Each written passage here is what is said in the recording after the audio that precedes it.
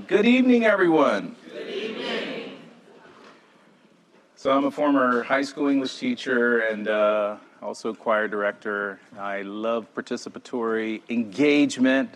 And we'll have an opportunity for some Q&A a little later on today, this evening during the session. But can you do me a favor? I know we've got some food, but turn to your neighbor, make sure they're awake, give them a fist bump and let them know you're happy to see them real quick. Just give your neighbor a fist bump, let them know you're happy to see them real quick. Just do that, or a high five or some connection.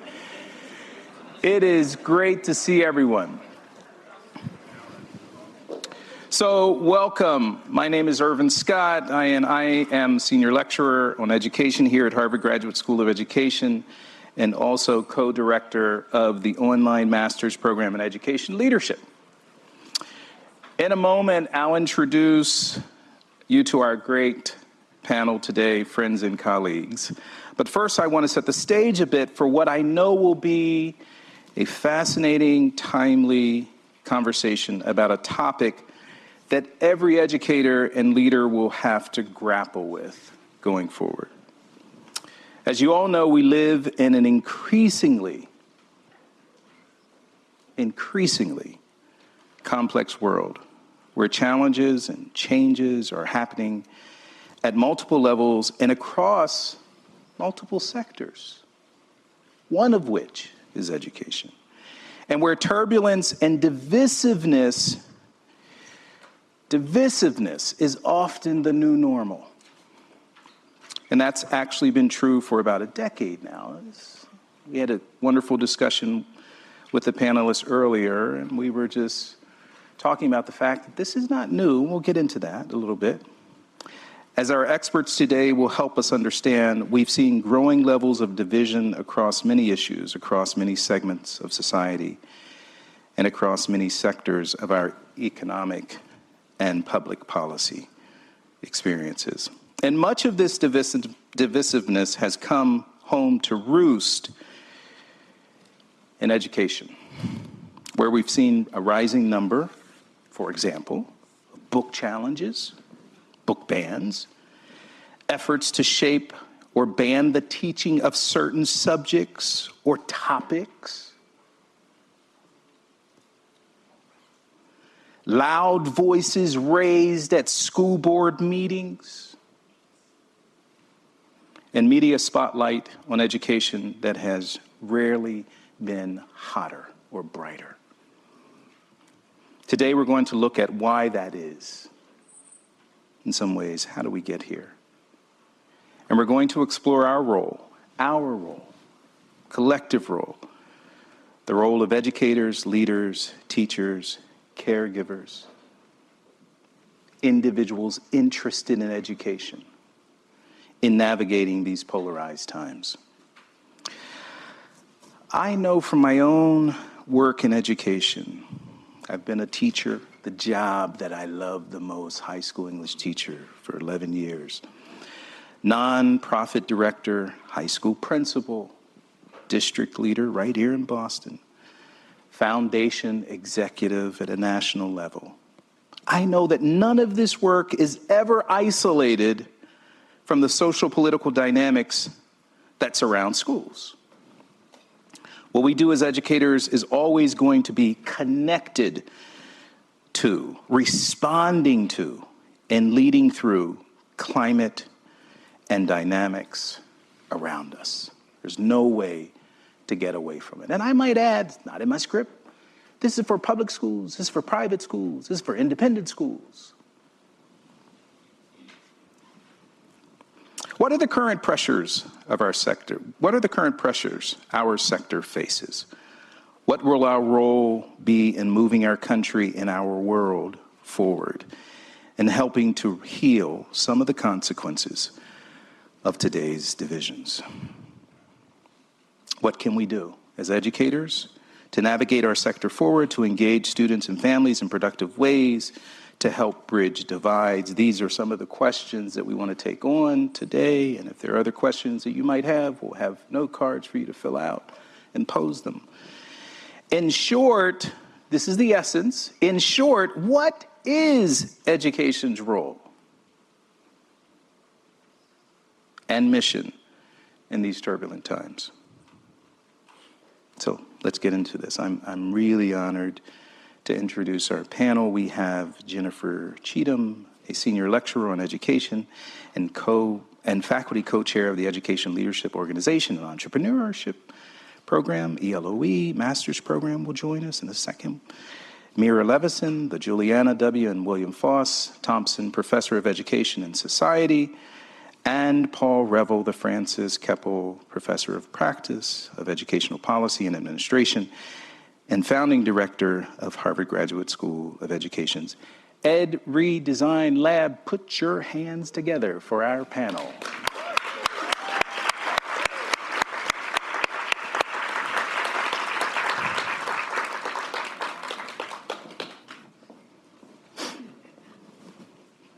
Thank you so much. So as you get settled, I want to let you know, which I've alluded to earlier, that we'll give you an opportunity to ask questions through note cards and continue our conversation from what we have today with our panelists.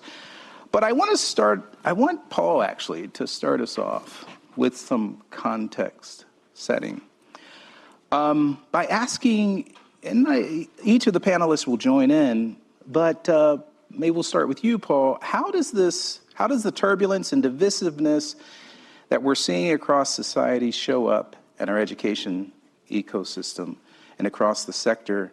And in some ways, why does it always seem to land in education? People might be asking, how do we get here? Start us off, Paul. Okay, everyone, thanks for the question and thanks for the opportunity. Thanks to all of you for showing up and being with us tonight. I think this is a very important sort of central issue, particularly as we're in a school of education and we're working with current and future leaders in the sector and hoping to prepare them to deal with these sort of turbulent times and the kind of disruption and choppy waters that are out in the field of education at virtually every level. It's accelerating, and the chasms between various sides in these battles is deepening. And it's important to think for a moment before we get started about what causes this. I mean, first of all, we've had an enormous hollowing out of the middle class in our society. We've had the rise of social media that tends to inflame the extremes in our discourse nationally. We have had leadership of various kinds and descriptions that have deliberately sought to exaggerate anxieties, to increase the sense of hostility between different parties, to generate oppositional points of view, and to demonize the other, and to really ultimately debase the kind of civic discourse that we have. And the rhetoric gets worse day by day. I mean, I'm not talking about something historical. All you have to do is pick up yesterday's paper to see a candidate for president, virtually inflaming the dialogue about inventions about what the other side is going to do were they to get into power. And ultimately, it's all about fanning fear. Behind it all is fear. What we see and what shows up in schools. It takes the form of cultural wars, and we get into camps, and the camps get talking to one another, and the dialogue gets increasingly siloed through social media, through news outlets, and so forth. And we have right versus left, and they each have their version of what utopia is and where we ought to be headed. They are different than one another, and they're threatening to one another. And that's, I think, the thing that has changed most about the discourse that we have now is partially because of the alienation from one another and the lack of contact between different sides in this discourse. There's this sense of fear and threat that my way of life is actually under attack.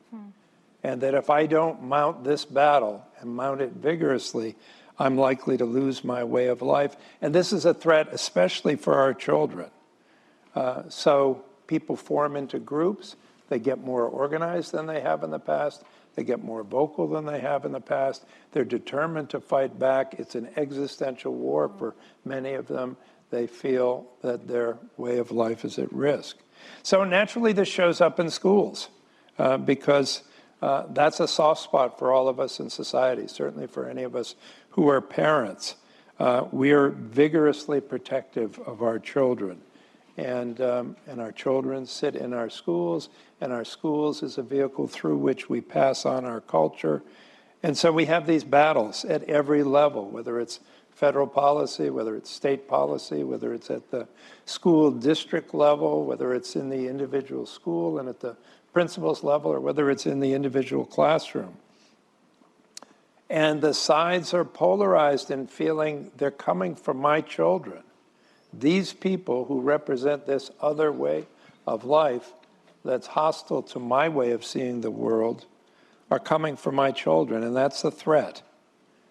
And so the battles take a variety of forms, and you know them all. You have to just read the headlines, whether it's sex education or gender identity or transgender or banning books or vouchers in school choice or even financing plans or bilingual education, even reading wars, what kind of history and whose history ought we to teach, all those sort of proxy battles, but they're proxy battles in a war that's really about, in many people's minds, the people who are fighting them, the safety of their children and the protection of their way of life, who they think they are and what their place is in this world. And educators are at the eye of the storm, as Irvin was teeing up. But not only are we at the eye of the storm, but we have a unique role to play, I think, in addressing this crisis, because it is indeed a crisis in our civil society right now.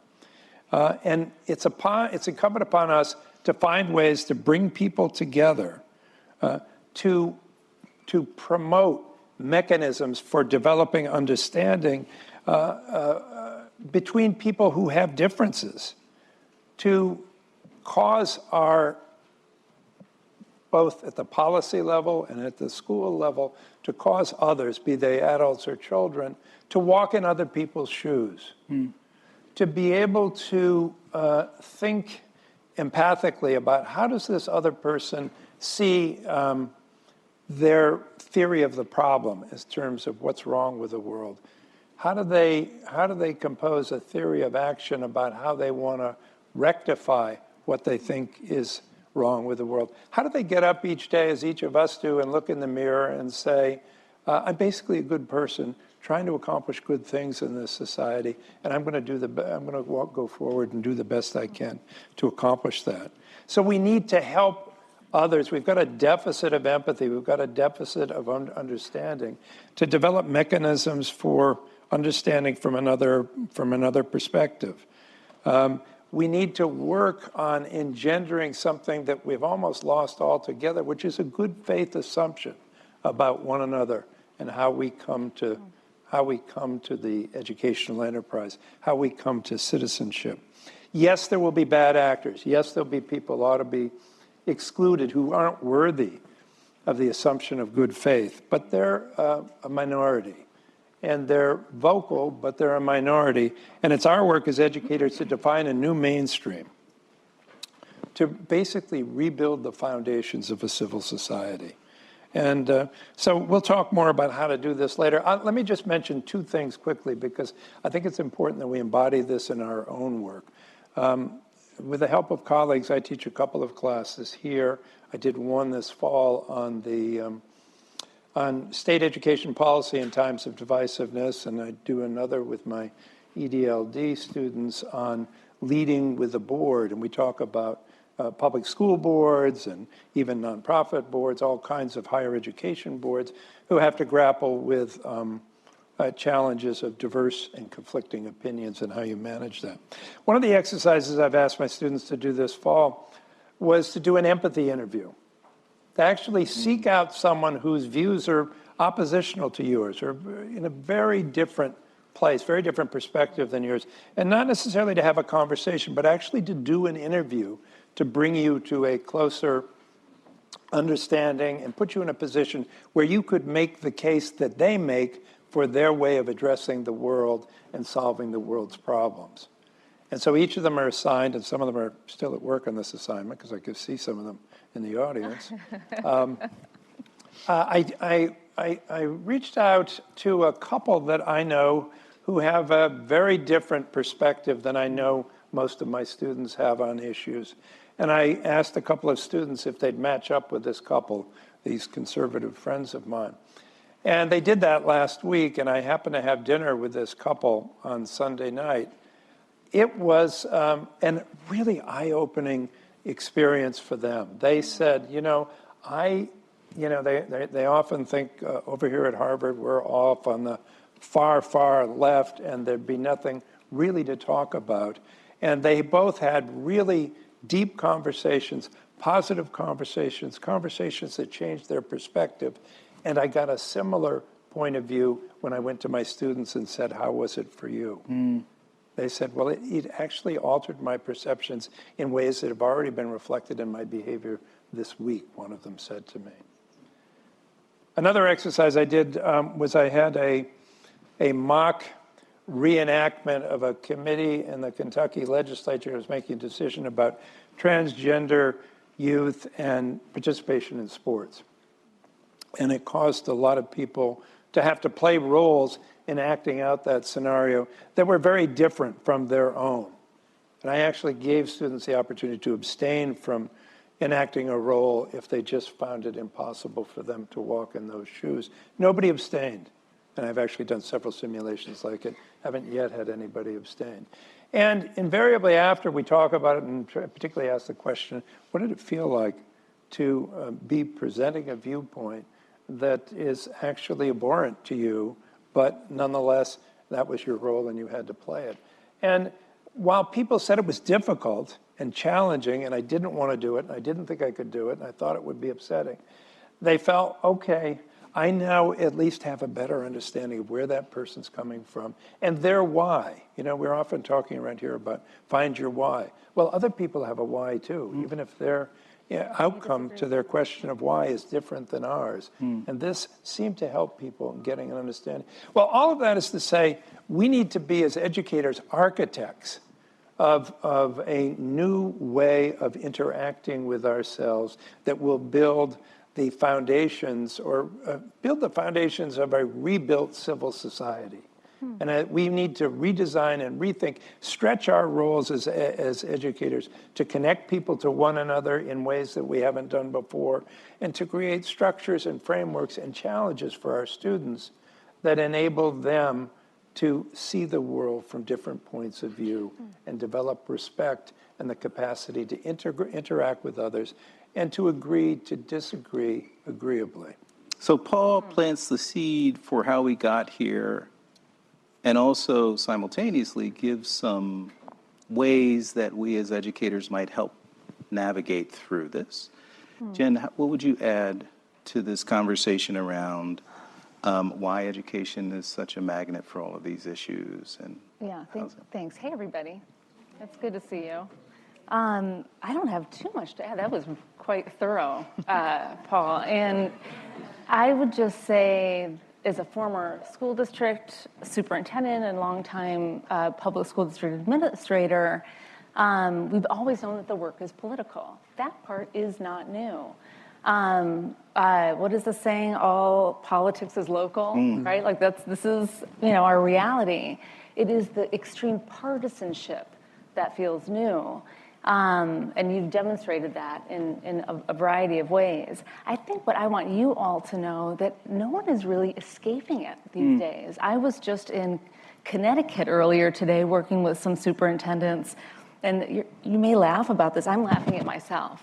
This wonderful superintendent, I said, hey, how are things going? She leads a suburban district, and she goes, well, we're having a big book challenge in our district. And I said, oh, wow. That sounds like fun. I thought it was like one of those reading challenges. Oh my gosh. I kid you not. And then I said, well, what book are you reading? Different challenge. And she goes, oh, we're reading, this is about this, this story about two boys who fall in love. I was like, really? That's the book that you're reading for the book challenge? I was still not understanding what she was saying to me. Yeah. And I study political leadership. That's a little embarrassing, isn't it? I'm just saying, I want you all to know that this is not just about the big urban centers, right, where we have often had political challenges, usually over resource allocation, right? Which children, especially students of color, students whose families live in poverty, who deserves the resources? That nowadays, the political challenges are most intense in places where the demographics are changing swiftly, right? Where there really is. There are differences in the way that we view what is best for our children. Rural districts, suburban districts, right? This is happening everywhere, and we do need to be better prepared. The only other thing I would add is that we need to learn as leaders to be more discerning, because there is a big P political strategy at play, right? If you know that people care most about their children and, the children of their siblings and, their children of the children, this is it's kind of a brilliant political strategy to go after the thing that people most care about. Does that make sense? Absolutely. So there is this big P political strategy in play, and there are real people, right, who are sort of caught up in that big P political strategy, whose voices we do need to listen to and we do need to understand. So there's some discernment that I think we need to learn about, but we can talk more about that later. That would be my addition. Yeah, I'm going to come back, particularly around the superintendency role and the political nature of that role in a second, and talk a little bit about the skills, dispositions. If you want to say more about it now, feel free. I was just going to say, sorry, I have one other thought, I promise. And that is that what's at risk is our democracy, right, as Paul described, our civil discourse, our ability to engage in civil discourse. But as educators, especially those of us here, I think in this room, who've been striving to reduce inequality in education for most of our lives, right, who are trying to make the world a better place, if we can't figure out how to work better across lines of difference, that work will be derailed. And so there's a lot of risk right now. Absolutely. Thank you. What would you add, Meira? Thanks, Irvin, and thanks to all of you for being here. I think I'd add a couple things that are kind of the pointy-headed academic variety. The first is I do think it's important for us to have a sense of the longer history and recognize that this is one moment among many in the U.S. in which we have had violent contestation over what should be taught in schools. So, one of the things that really strikes me is going back to the mid-1800s, which is when the public schools are first starting to spread around the United States, right? Yeah. And you have these Bible riots between the Protestants and the Catholics over what form of the Bible, the Protestant Bible or the Catholic Bible, is going to be taught in schools, and whether that reading is going to be mediated by the church, as the Catholics would say, or direct engagement with the Word of God, as the Protestants would say. And that leads to deaths, right? They're literally like etchings, right, of people rampaging through the streets about these Bible riots throughout the Northeast. You have deaths of people, and that's the reason we have the parochial school system, the Catholic parochial school system today. We have, in the 1920s, over 1,000 teachers who are fired in New York alone for being communists, for being suspected to be communists, right? You have teachers who are fired, for teaching pro-evolution or anti-evolution views, for being willing to bring God into the classroom or refusing to bring God into the classroom. If you think about the civil rights movement, right? Absolutely. You have whole school districts that shut themselves down for years at a time because of the refusal, in fact, of the whites in power to allow blacks into the schools and to desegregate schools, right? So these kinds of conflicts, and actually our colleague Jarvis Givens, I remember when I learned this from him a few years ago, that we have over 600 examples of schools that were firebombed burned down or otherwise physically attacked, black schools serving free blacks post-emancipation, by whites who were opposed to the education of free blacks, right? This is dangerous, right? And so I think that's one thing, is to remember that this is part of a history of what can become deadly contestation over who we teach, what we teach, how we teach. I think the second thing that I would add is, and this is my really pointy-headed academic part coming out, I'm not a political scientist, but I am a political theorist, and so I occasionally play a political scientist. How we understand polarization, right? So this is K-12 education in polarized times. And there are various ways that one can understand polarization, right? One is, if you take, say, as we have in the United States, two major political parties, right, Democrats and Republicans, how much overlap is there between Democrats and Republicans on issues, right? And it used to be that there was more overlap on policy issues than there is now, right? So there's now greater separation, and that's one measure of polarization. A different measure of polarization is in the distance between, say, what the average Democrat might believe and the average Republican might believe, right? And that's actually a different measure of polarization than the overlap question. And it's really important, I think, for us to remember this, because while we do have greater sorting, and there's actually a really interesting paper that just came out in the American Educational Research Journal by David Houston that is measuring politics and partisanship in education using this amazing data set from Education Next, which is edited by our own Marty West, that's looking at people's views across over 20 years, right? He is showing that there is much greater sorting in terms of views. And there's some greater distance, but not a huge amount of greater distance. It is still true that Republicans and Democrats actually aren't that far apart on average about many of the questions that we wrestle with in education. Right. But there is this greater party sorting, right? And we do have these vocal extremes who I think represent a pretty, like a really small number, but boy, are they vocal. Absolutely. And boy, can they shape and stretch and pervert the politics and the policies that we face. And I think that's another really important thing for us to remember, is that actually these very, very loud voices that can cause all sorts of distortions are not representative of the majority of parents, of teachers, of students, of Americans, of politicians.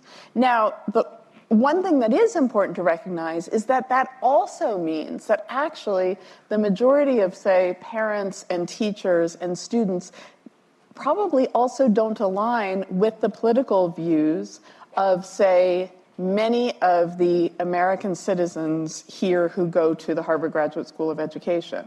So, for example, there was a study that was released by USC just a couple days ago that's replicated in a study that was just released by Pew, and there was a study just released by Rand. And they all show, for example, that a majority of Democrats in the United States oppose teaching kids in elementary school. Most of, basically much at all, about sex education and about gender. And they oppose even things like a teacher having a photograph on their desk of their same-sex partner. Now that feels horrible to me. That feels awful, but it is also really important to recognize that a majority of Democrats in the United States would oppose that, right? And so that's another reminder that as you think about the polarization as distance, there's actually less distance than we may imagine between those on the left and those on the right. There's great distance between the most vocal. But then the last thing that I'll say is then why does this play out so much in schools? And I'll just say, schools are one of the only remaining places in which we have very diverse groups together in shared civil society spaces, right? We have greater economic sorting, so we can find our Soul Cycle or our Mike's Gym or our, lot that we play or whatever, right? Or go running. We have our geographic sorting with respect to housing. We have racial sorting and class sorting with respect to media, all sorts of stuff. I mean, there's so much sorting that goes on. But public schools, in fact, even public schools in communities that we think as like deep red or deep blue, what it means to be deep red is that like over 56% of people are Republicans. You still have a really significant number of families and kids who are actually Democrats. And again, in deep blue cities and towns and areas, you again still have a really significant critical mass of families and kids who are Republicans. And that is not true necessarily when you look at what gym you're going to, what restaurant you're going to, like these sort of selected spaces, the friendships that people make, right? It is rare these days that people's friends cross over ideological lines by 30 or 40%. But even in the most separated and polarized spaces, the schools are still actually purple. Which I might add is one of the reasons that there's a lot of controversy and activity happening in the state education finance realm to allow people to back out of public schools and through tax credits or vouchers or various different financing approaches to basically avoid having to mix in that way and be able to balkanize in the way we have in other areas. Meira, I really appreciate that historical context around this isn't the first time we've had divisiveness. This isn't the first time that factions have been created. You both you and Paul alluded to how leaders are exploiting these times in pretty effective, unfortunate ways. I want to go back to this notion of leadership again and ask you, particularly Jen, to pick up the leaders who oftentimes are at the forefront of a lot of these challenges, particularly in public schools, superintendents, a role that you've played. You talked a little bit about the politics. Talk a little more about what are the skills and dispositions. We have people in this audience who are aspiring to that role. What are the skills and dispositions they need during times like this when we have superintendents watching at this time? What would you say to them? Thanks, Urban. I really loved what you said, that those Pew studies, the RAND studies, everyone should read them. It's really important to understand the spectrum, right? So thank you for that, Meira. So let me back up and just say that I noticed that Susan Moore Johnson was in the audience. And I need to give her a shout out because, hey Susan, many years, she's a retired professor here from Harvard who taught us when I was in the urban superintendent's program, same with urban, way back in the day. And she wrote a wonderful book about the superintendency where she laid out in very clear terms that there were three kind of major roles: an instructional leadership role, a managerial leadership role, and a political leadership role. And I mean, it was my Bible to a large extent when I headed into the superintendency. And I chose to work with a superintendent in the field, Carl Cohn. Some of our students got to read the Long Beach case this summer in our course, Leading Change. And I wanted to work with Carl because of his reputation as a political leader. I knew that I had blind spots, and this was almost 20 years ago, that for me to be able to be a change agent, to create the kind of high quality instruction every child deserves, that I needed to learn how to be a political leader. So that's just a little backdrop. A few years ago, Carl and I were observing what was happening in the field, and this wasn't brand new. It's been about 10 years that things have been getting more and more intense. And we thought, gosh, we've got to bring some people together and make some sense out of this. So we brought a group together of about 30 people. Paul was part of that group. We invited the leaders of major organizations who train and support education leaders like superintendents, although not exclusively superintendents, the heavy hitters. Think Broad, think AASA, think Council of Great City Schools, right? All the leaders of those organizations, plus a bunch of political education scholars and a handful of superintendents to say, what is happening in the field right now and what do we need to do? After a couple of days of just thinking hard together, sharing stories, trying to understand it, we realized not only was there the problem, as Paul laid it out, but reality that most leaders wanted to avoid political leadership for a variety of reasons. It feels kind of, I don't know, yucky. Is that a good word to use? It was something that they felt that they were trained to focus on children and have to put so much time into the needs of adults felt wrong, right, to many leaders in the field. And they hadn't actually been equipped, right, in their preparation. They hadn't learned enough about political leadership. So we formed this organization that is now doing a variety of things. One of the prongs of our work is doing research on the knowledge, skills, and dispositions that education leaders need in politics. So that's my backdrop. And we've been conducting this research for a while, and it's been really important and fascinating to me. But I'll say just a few things about it. What we're learning is that you have to think about political leadership, and I would say in almost any kind of leadership role, including a school principal, right, not just superintendents, that you need to be thinking about it at the, I'm going to use leading change language for all the HGSE students in the audience. You need to be thinking about it at the micro, meso, and macro levels. At the micro level, you need to be, that leaders need to be really in touch with who they are, their identity, but including not just their kind of racial identity and gender identity, all the things we often talk about, our social identities, but our political identities as well, which can create real blind spots, which I think we've alluded to. Like, it really takes some critical examination so that you can be grounded in your values without being unable to change or change your mind about things. So there's a whole set of knowledge, skills, and dispositions around the micro. I'm going to shift to the other side, the macro. Leaders, we've learned, have to become much more aware of what's happening, not just in the local level, but at the state level, the national level, and even the world. I mean, there's work to be done to understand what's happening with major educational issues. You need to know about them before they show up on your doorstep. You need to create spaces for sense-making and discernment around those educational issues. Today, we're seeing a lot of people kind of inappropriately interpret new laws, over-interpret them, for example. And it's really about having a macro disposition focused on just being cognizant, more cognizant than ever of the world around you.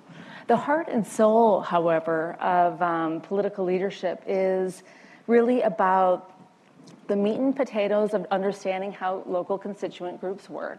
These are kind of the usual the suspects, how boards work, how unions work, how the media works, how to deal with crisis, all the things that a leader needs to know to manage the typical political stuff. And it requires a new set of more proactive leadership skills. And I will just name a few of them right now. So we're not just in reactive mode. Visioning with your community, right? We're trying to create, co-construct a vision to bring a larger swath of people under the umbrella. It requires, obviously, communicating about that vision on a regular basis in all kinds of ways and all kinds of spaces. It requires political mapping, which I do think is something that Paul talks about in his class. We don't teach that to education leaders enough. Really understanding not just who the players are, but what their interests are, what are their real hopes and fears, et cetera. What does success look like for them? movement building and mobilizing, which is a skill set that really comes from kind of the world of activists, right? There's a whole skill set there that can be really useful in leadership, and the real skill building related to ongoing individual relationship building, right? Not just the big partnerships, but the individual conversations that one has as a political leader. I remember, I'll just say this quick story. In 2016, when the presidential election happened, I was worried about the well-being of our community. And I woke up really early that morning. I got to the office at probably 5 a.m., sat in front of my computer and thought, what am I going to say? And it wasn't because I was necessarily, on one side or the other in terms of who was elected president. I don't want to go down that road. It was because I knew that there was going to be a lot of pain in our community and worry and wondering about where things were headed. And so I wrote this email just asking people to really be patient and take care of one another and, that kind of thing, knowing that I might get some blowback because it might sound political. And it did. I got, as you often do when you send out a message like that, you make a choice, you discern when and how to communicate. I got a nice slew of emails in return. I had set aside time to work on those. And I always would reach out to the people who were upset with me and say, hey, let's talk about it. Can we get on the phone? Do you want to come my way? Can I come your way? Let's discuss this. And that's exactly what happened. I remember there was one woman in particular who had said that she had voted for Donald Trump. That's fine. That was a decision she made. She was worried about her child and the liberal community that I was working in at the time, and how he would or would not be able to speak freely at school. We had a beautiful conversation, and by the end of the conversation, she was helping me find the cat that I eventually adopted, named Humphrey, right? We had built a relationship. I hope that makes sense. I understood her more. She understood me more. Anyway, I'm just saying that there are these kind of big skills, and it's the micro, the little daily interactions that you actually need to work on building. It sort of goes back to what Paul alluded to when he was talking about empathy interviews. You had a sort of micro, in the moment empathy interview. Did you want to add something to that? Well, I'll only add, we several years ago, maybe half a dozen years ago, we installed this course here at the School of Education because we felt we weren't paying enough attention to helping our students work with the kinds of boards that they were either going to directly report to or be deeply influenced by in their work in education. And that anytime you work with a board, and this was an authorizing authority, you're going to get different points of view and you're going to have to manage different points of view. So a lot of the course winds up being, how do you manage your sort of internal immediate constituency, your board, and then your external informal authorizers outside the board.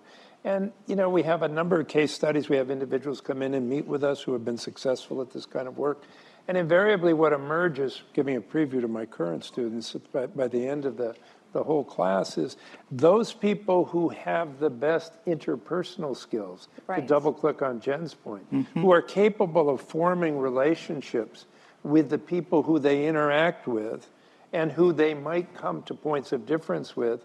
Also, as our colleague Deborah Jewel Sherman used to remind us, well before you need them. Exactly. You build those relationships, and those are relationships that have professional and technical dimensions, but there are also relationships that have personal dimensions, as in your cats.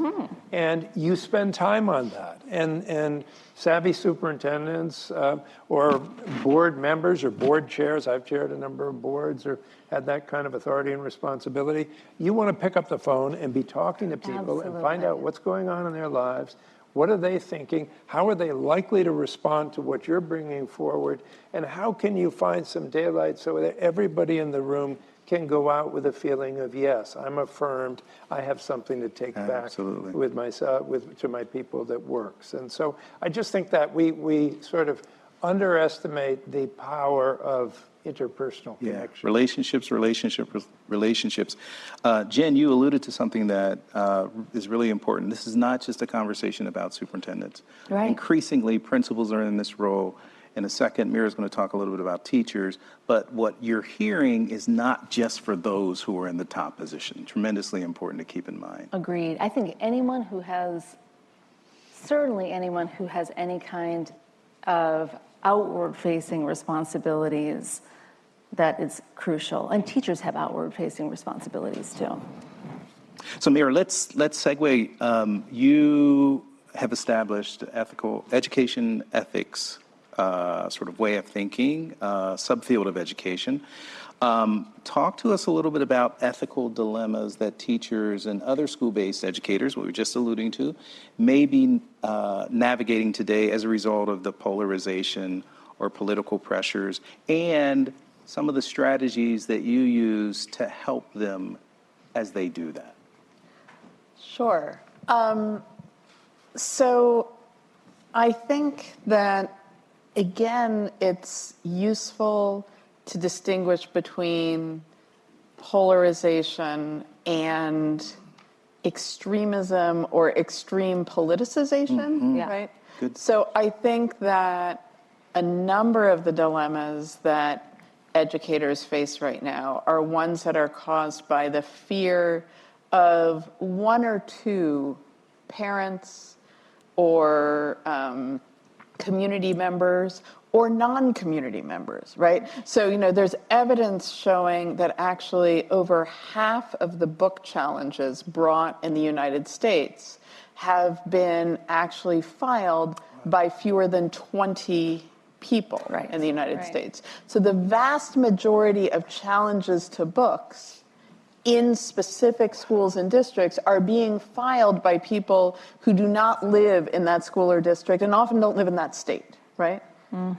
So that reminds us that we're talking about a small number of people, but who can become then extremely frightening, right? If you are the teacher who feels yourself at risk of then being either found out of compliance, right, with district or state law, or vilified on social media, right, and potentially doxxed, right? The risk of actually having to leave your home, the risk to you, your family members, right? That's really, that can be extremely scary.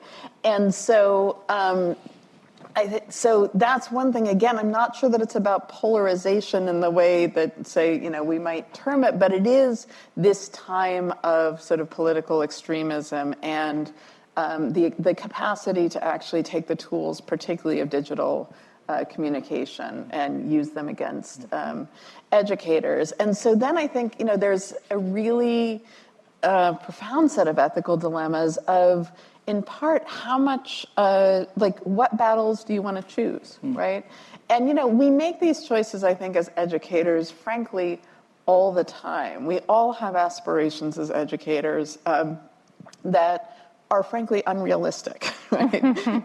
We cannot, in fact, serve every one of our students as well as we would like. We cannot serve every one of our students and help our schools and our districts be the places that we want them to be, and exercise the kind of civic leadership and roles as activists or organizers or allies or whatever that we would like to be, right? I think this is just true of many educators, is that we have these visions for what it means to be a good educator that necessarily we can't fulfill. And so we're always, in that respect, sort of choosing our battles. But when it does come to the point of looking at the children or the students in front of us and thinking, am I going to teach this topic, use this book, raise this theory, challenge that comment, elevate this identity, whatever? Do I feel safe doing that? Am I willing to do that for the sake of this learning, this inclusion, this kid's well-being, et cetera? Or am I actually going to sort of protect myself so that I can be here another day? Yeah. That, I think, poses a lot of ethical dilemmas for many educators. And in that respect, I think we see more educators these days than we have in recent years actually trying to decide if they're going to engage in acts of civil disobedience. right? And we have always, in fact, had educators engaging in acts of civil disobedience, large and small. One of the sort of small but I think really profound things is that, say, again, to go back to the civil rights movement, during the Birmingham Children's March, there was the way that the Children's March sort of got going was that the young people in Birmingham, Alabama, knew when they heard a particular song on the radio, when a DJ said a particular thing and then queued up a song, that was their cue to leave school and go meet up at the church where they were organizing, then to go march. And many of the teachers, when they heard that cue, turned their back to the class and started writing on the blackboard so that they would have plausible deniability as the kids streamed out the doors and out the windows, right, to go participate, right? That's a very small act, but really profound act of civil disobedience. And many educators are making choices to engage in acts of civil disobedience now, to teach certain books, hang certain flags on the wall, right? Teach certain theories. But it is important also, I think, to remember that while, say, I celebrate certain acts of civil disobedience, and I celebrate, say, the teachers who turn their backs, there are educators who have also always engaged in acts of civil disobedience that I find abhorrent, right? Like, you know, there's my politics, and I really celebrate the teachers whose civil disobedience happens to accord with mine, right? But there are also forms of civil disobedience that I think politically, substantively, are terrible, right?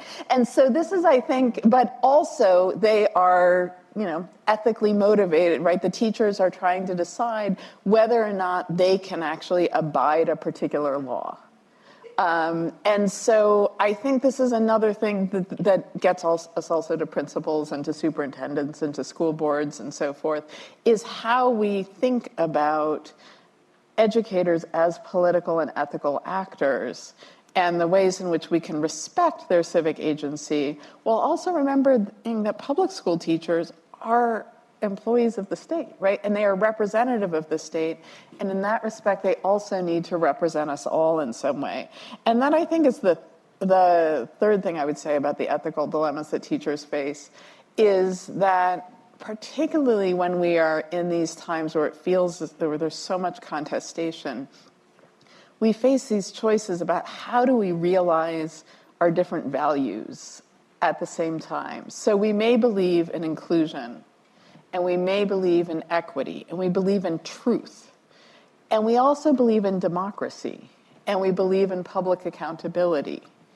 And what it means to, say, be inclusive, say, of children of multiple gender identities may conflict with what it means to actually be democratically accountable, right? To go back to the data I was quoting from the USC study, and what it means to be inclusive of a wide variety of political identities. So I think, and you know, again, how we understand these values and how we weight them, and which values we're willing to say also, okay, I can't fully realize that. That is part of the task, I think, of being an educator.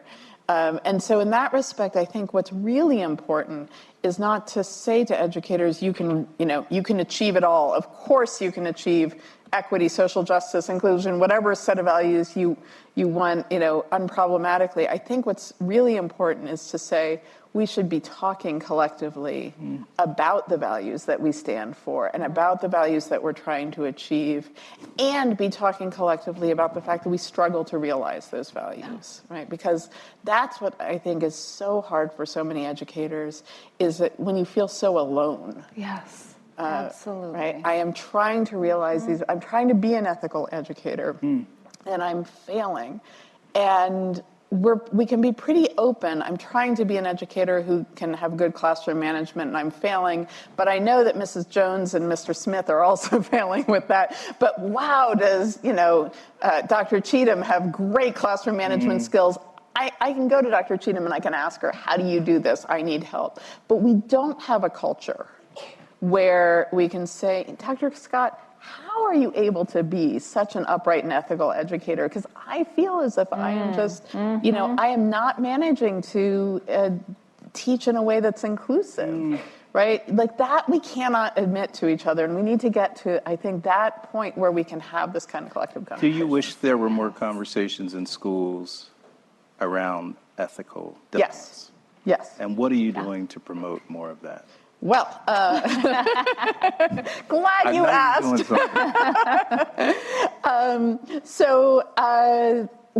It's funny, Jen just came back from Connecticut. I was in Connecticut last night leading a case discussion about ethical dilemmas around homework, actually, and grading of homework with a school board in Connecticut. This relates actually to the preemptive stuff that both Paul and Jen were talking about, that you cannot be trying to address the ethical dimensions of our work as educators just reactively. Right. And once you've been challenged, at that point it's way too late, right? Mm-hmm. So we develop tools. A lot of our tools are case studies, what I call normative case studies, just meaning value-laden case studies, that are pretty short and intended to be quite accessible, you can read them in like 10 minutes and then immediately start talking about them. And that actually try to do the empathetic work of representing multiple viewpoints about an issue. And they're always around a hard dilemma where we don't know what the answer is, and where we very intentionally constructed them so that there aren't signals when you read them as to where you're supposed to land, right?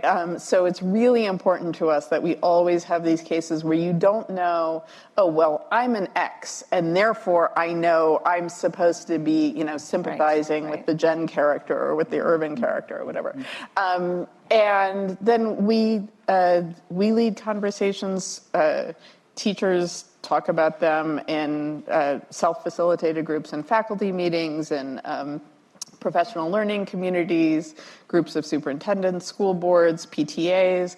We have partnerships right now with a few districts and some schools in which we're doing this work, but we're also learning, often quite randomly, from schools that are doing the work, and we have research practice partnerships in which we're learning a lot. And we have about 50 cases now actually available for free on our website, justiceinschools.org. And we have some online courses that we are developing and offering. So we do a lot of work with schools and districts to try to promote this kind of proactive ethical conversation. So if there's ever a time educators should be tapping into resources like the ones Meira is developing, it's now. So I just want to make sure we're going away not only with ideas, but practical tools we can possibly use, which is also what Jen alluded to. Paul, you were doing work with the Ed Redesign Lab. Talk a little bit about that work and how you're bringing multiple stakeholders together and how this particular challenging time makes that an important body of work to do. Thanks, Irvin. A number of my Ed Redesign colleagues are in the audience with me tonight. Our vision is a fairly simple one, that every child has a clear path to well-being, to educational attainment, to upward mobility, and that race, place, and income shouldn't any longer be the determinants of school and life success. So that's what we're aiming for. We believe that as a nation, and I was as guilty of this as anybody else, we overloaded expectations on the schools, to Meira's point, and thought that just school optimization was the way we would get to equity and the way we would get to all means all. And frankly, as well as we've done, and as many of you know, I was Secretary of Education in Massachusetts and spent a lot of my time on school reform and school optimization. And we did as well as anybody in the country did at it. But when all was said and done and 30 years into it, we still have so many tens, hundreds of thousands of children not being prepared to be socially mobile. So we failed at all means all, and that means we got to revisit our conception of the problem. And so the work we do at Ed Redesign is about the ecosystem. It's about the entirety of children's lives. We always emphasize that they spend 20% of their waking hours in school, 80% outside of school. And what happens in that 80% has a profound effect on what happens in the 20%. And so mitigating factors like poverty and creating the opportunity through a cradle-to-career kind of pipeline that at its core has formal schooling, but wrapped around it are supports and opportunities that fill that 80% of children's lives, to say nothing of their sleeping hours, that make it possible for every child to come to school ready to learn. So our primary strategy is doing this around the country, and we work with cities all over the country, is to establish children's cabinets, groups of people that come together out of their concern for children's well-being, grass tops, grassroots. This is collaborative action work. This is work that relies on community voice and neighborhood direction for where it goes. And the second theme in our work, or second strategy in our work, is really success planning. The notion that we should use this moment post-COVID for a transformational change to focus on the individual student, and that every child should have a plan for success that takes into account factors inside and outside of school and provides that young person and their family with a navigator who sticks with them over a period of years.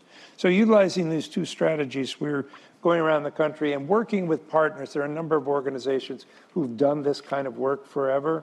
Organizations like Harlem Children's Zone or Strive Together or Purpose-Built Communities. We're in affiliation with what's a growing movement of folks who are paying attention to these holistic factors in children's lives and saying our theory of the problem is children don't have enough supports and opportunities outside of school to enable them to take advantage of an optimized school. So schools are necessary, but we need to pay attention to the outside environment. So this takes a variety of different forms as you come to individual communities. First of all, it's heterogeneous ideologically. We go to communities and we work in communities on very concrete problems. Here's a quote from one of our favorite practitioners of this work, Alan Cohen, who works in the Children's Poverty Action Lab in Dallas. And he said, a big mantra for our organization is to get beyond professional advocates to actual residents. And the reason why is professional advocates orient themselves around issues, and issues lead us towards politics. If we can get rid of that, the comprehensive plan that starts with your kind of value statements and what you believe needs to happen from the outside in, and instead, if we're just focusing on issues like how to fix lead pipes, how do we remediate lead pipes, you open up a world that might not agree on a whole lot, but we can agree on some action steps to fix lead pipes, and that's going to help kids.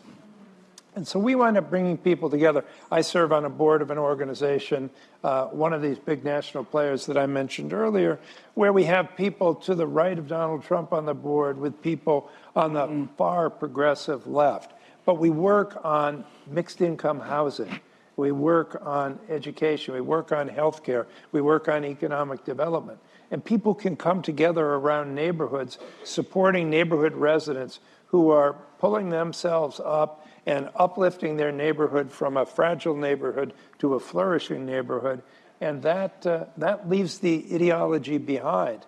Now, while at the same time you can focus on these practical problems, whether it's lead paint or lead pipes or early childhood education or whatever it might be, you can't simply concentrate on those practical problems, but building common cause through relationships in solving those practical problems brings people together and enables them to form coalitions to attack more ambitious issues like redlining in communities. Right. And like the way in which we distribute educational finances, or who we give access to clean air and clean water, or who gets early childhood education or post-secondary education.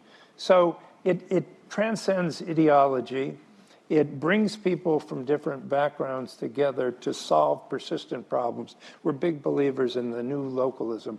Bruce Katz from Brookings wrote a book about, the real hope in American society with all the inflammatory rhetoric we get at the national level and state level. The real hope is in our local communities where people know how to work together.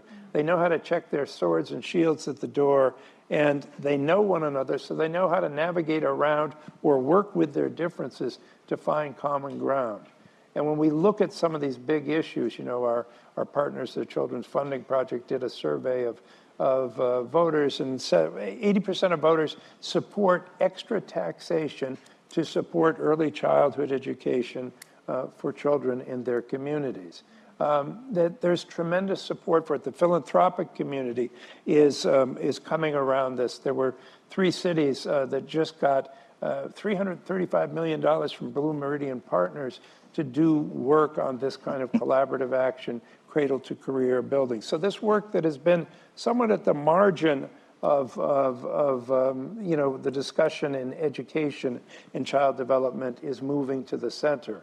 And so we see purpose-built communities in Atlanta who started off worked with neighborhood residents in the East Lake neighborhood and totally transformed that neighborhood, built a new school, built health centers, changed the housing profile of the community altogether. We're successful at doing that, made it a proof point, attracted funds. Now they're in 30 cities nationwide. We see a colleague of ours who's one of our senior fellows, the former mayor of Oakland, Libby Schaaf, who when she was mayor put together a $50 million scholarship program that started by investing in young people when they were born. And so you had a bank account that sort of persuaded the family into saving for education, and every child, irrespective of background, could go to college. Well, she turned that. Now she's gone out. She's running for treasurer in California. California's just invested $1.9 billion in something called Cal Kids, directed to the same purpose.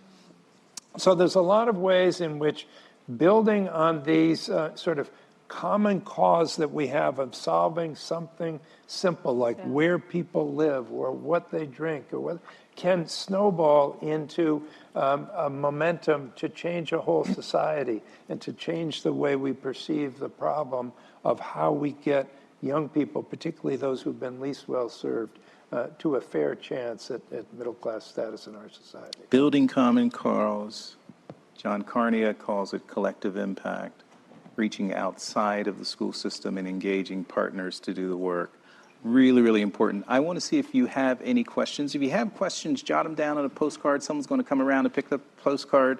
I'm going to sort of end with the panel before we take your questions with this sort of final question, and that is, there's this guiding question we wanted to explore in this forum, and we've talked about it, but I want to make sure we ask it directly, and that is, what is education's role today during the polarization and suspicion and divisiveness? If you could give 1 or 2 words, just give like 1 or 2 words, education's role today is this, and then say a little more about it. Who wants to start that line of question for us? Jen, we haven't heard you in a while. I don't want to put you on the spot. Yeah, I'm fine being put on the spot. I love being put on the spot. I say we need to be a light in the storm.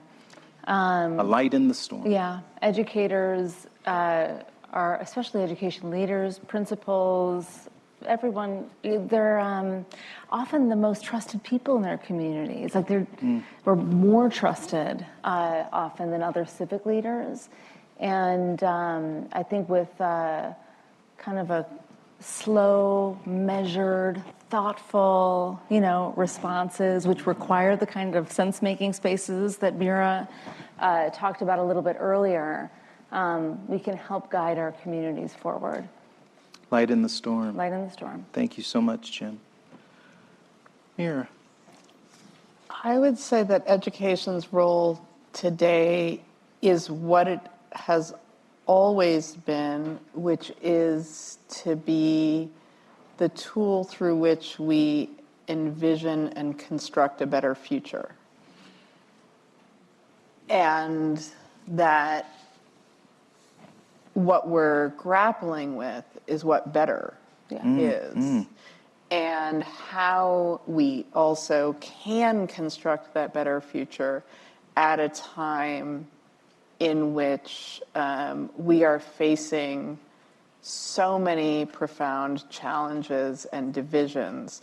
We haven't talked at all, say, about generative AI, right? But that forum is happening in another right, place. is happening in another place. But I mean, I do think it is actually important to think about the increased challenges that we face for preserving democracy right now, in part because of the threats to trust and any shared conception of truth, any ability to trust what it is that is going to start coming across our transom, as we see generated video, audio, text, et cetera. And it's going to be so hard to determine whether it's true. We already live in different truth spaces, right, based on, say, what media we consume and what social and political groups we're part of and so forth. But I fear that that's going to accelerate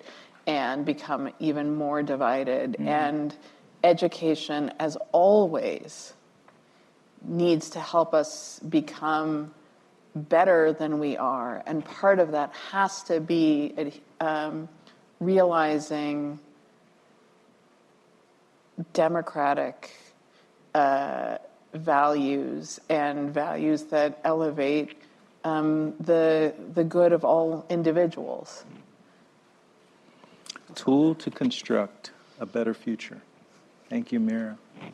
Paul. I'll come back to a place I started, Urban, and just say, I think that we all need to be education redesigners at this point.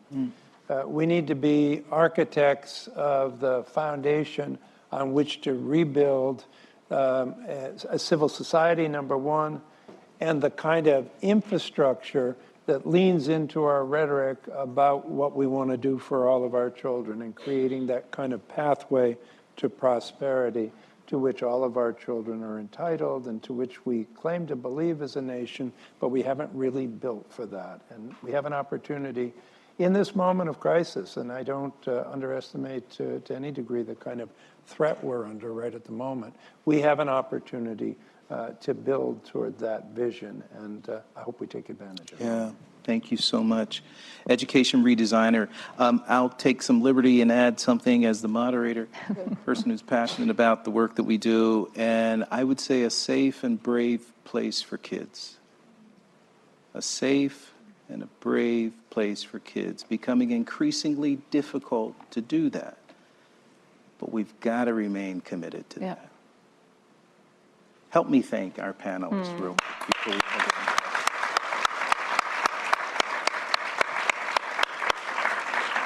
Do we have a couple of questions we could just say? Okay.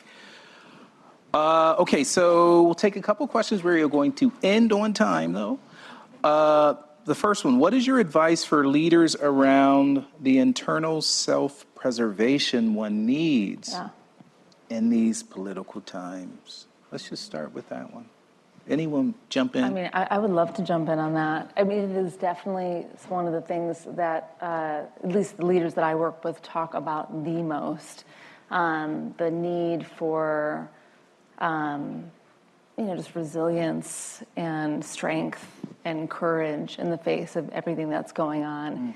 And today, if you're a leader of color, if you're a female leader, I mean, the political challenges are much worse. You're often under the microscope in ways that other leaders aren't. What I've come to learn and what I know kind of gets back to a little bit of what Meira was saying about not working alone. Like there's never been a more important time to have community, and it can look all different kinds of ways. It may be an informal, kind of kitchen cabinet that you lean on to make sense out of what's going on in the world and get advice from. It could be a mentor or executive coach, which we have learned is really important for lots of leaders.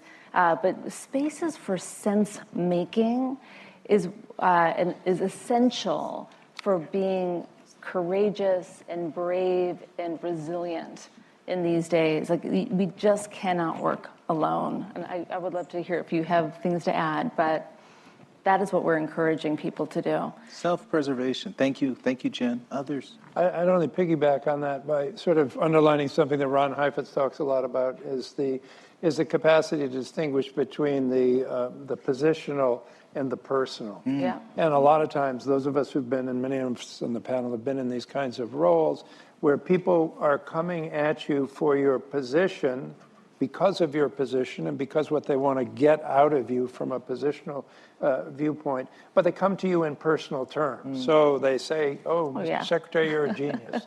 You just see, and you're never as smart as they think you are, nor are you as bad as they say you are when something bad happens. And you've got to keep your balance and understand and be able to frame that. And at the same time, you also represent the public, and you represent the city or the state or whoever it might be.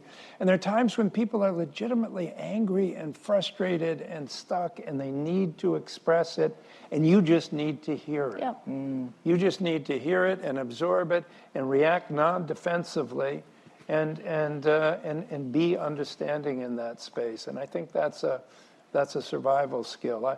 Our colleague I mentioned earlier, Libby Schaff, talked about the big fire they had in Oakland and how she had to go to so many community meetings after that fire and listen to the public's just deep sorrow and pain that went along with that.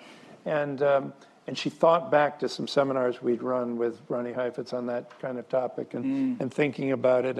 And later on, she talked to a colleague the mayor of Pittsburgh, after they had the shooting at the temple, called her and said, how did you deal with this outpouring?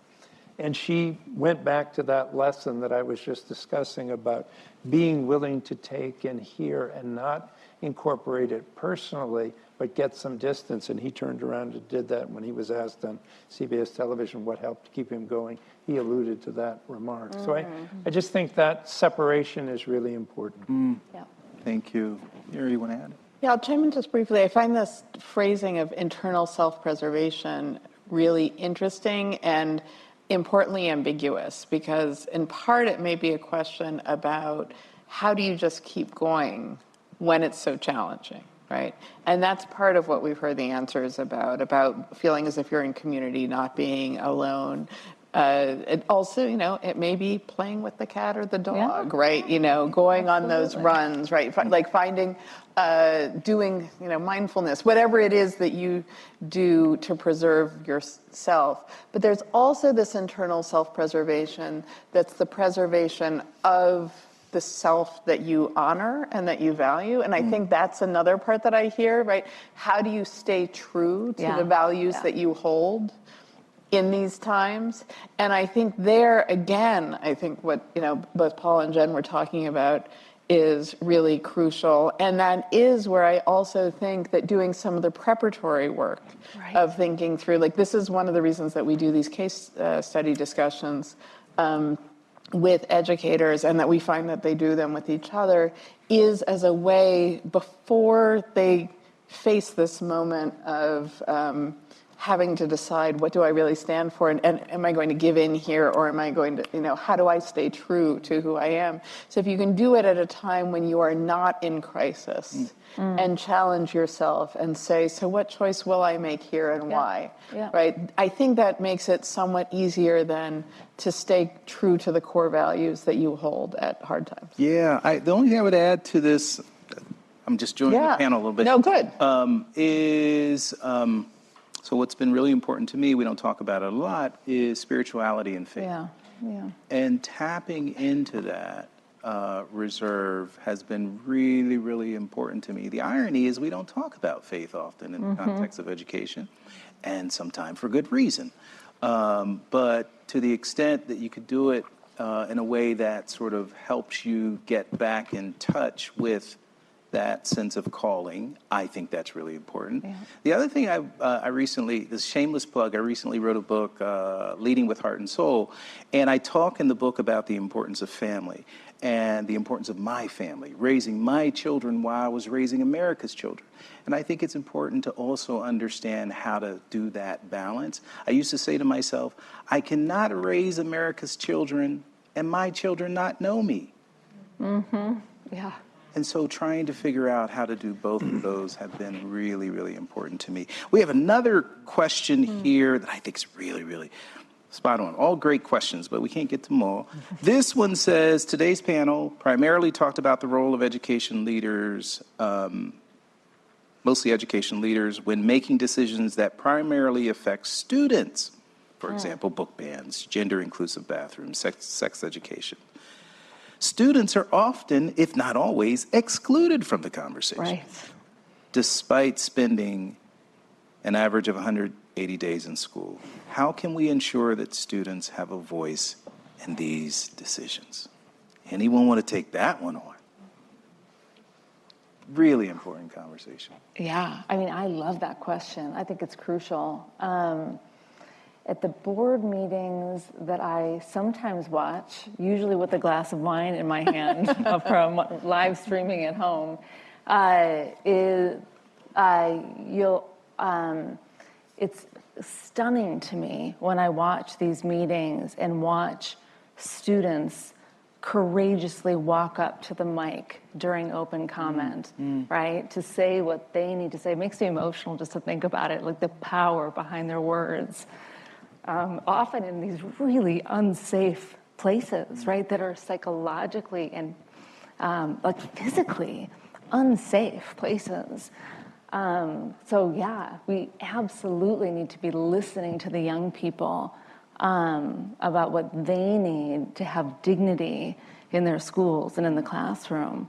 So what that looks like exactly, I mean, I think it looks all different kinds of ways.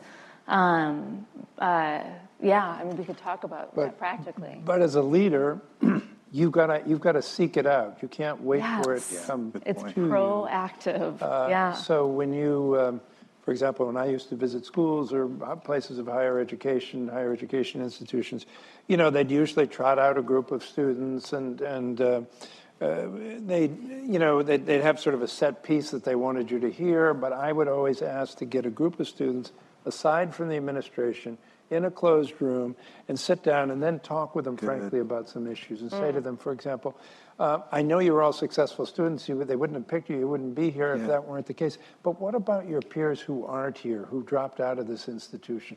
Why do they leave and how could we make it better? You know, asking questions like that. So it isn't necessary that they all be at the public meeting or that there be a formal council. No. But you as a public official, whether you're a state rep or a senator or governor or, you know, cabinet officer, you know, to go out and actively welcome them in and have real conversations with them is important to do.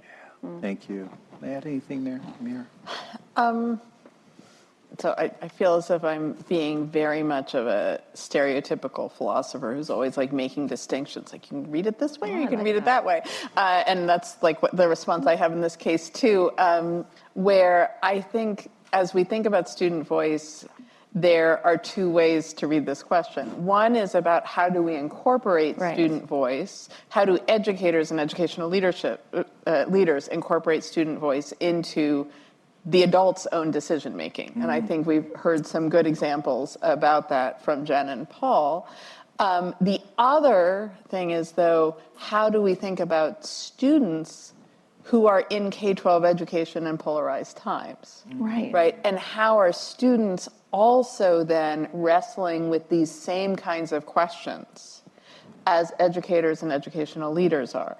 Because I think that is true too. In this time of polarization, young people themselves are very much wrestling with the questions.